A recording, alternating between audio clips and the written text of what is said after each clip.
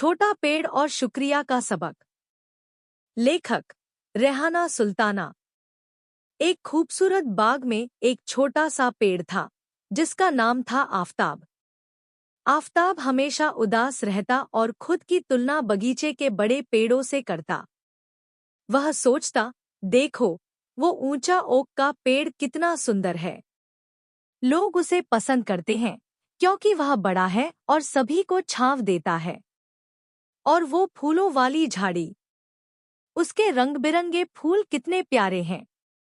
पर मैं तो छोटा और साधारण सा पेड़ हूँ, किसी को मेरी परवाह नहीं है।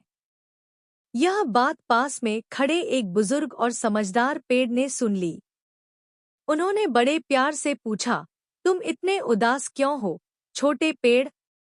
मुझे यहाँ कुछ खास नहीं लगता, आफताब ने जवाब दिया।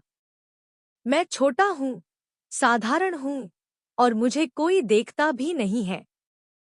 समझदार पेड़ ने मुस्कुराते हुए कहा, क्या तुमने कभी सोचा कि अल्लाह ने तुम्हें भी कुछ खास गुण दिए हैं?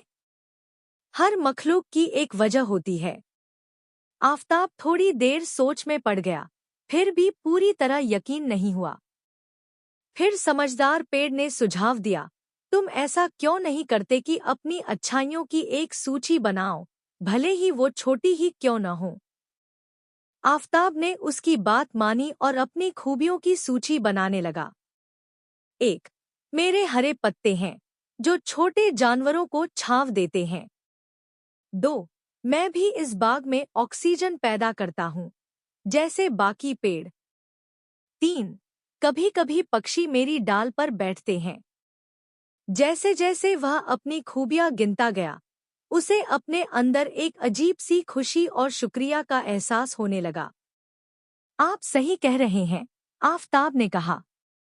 मैं भले ही छोटा हूँ, पर मेरी भी अहमियत है। समझदार पेड़ ने सिर हिलाते हुए कहा, अल्लाह ने हम सबको अनोखे तोहफे दिए हैं। जब हम उनका शुक्रिया अदा करते हैं, तो वो हमें और भी ज्यादा बख्शते हैं। याद रखो, कुरान में अल्लाह कहते हैं, अगर तुम शुक्र अदा करोगे, तो मैं तुम्हें और दूंगा, लेकिन अगर तुम इनकार करोगे, तो मेरी सजा बहुत सख्त है। कुरान 14:07।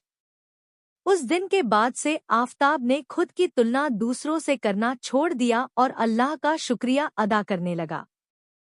वह स्वस्थ और लंबा हो गया और बाग का प्यारा पेड़ बन गया। यह कहानी हमें शुक्रगुजारी का महत्व सिखाती है और याद दिलाती है कि अल्लाह ने हम सभी को खास बनाया है।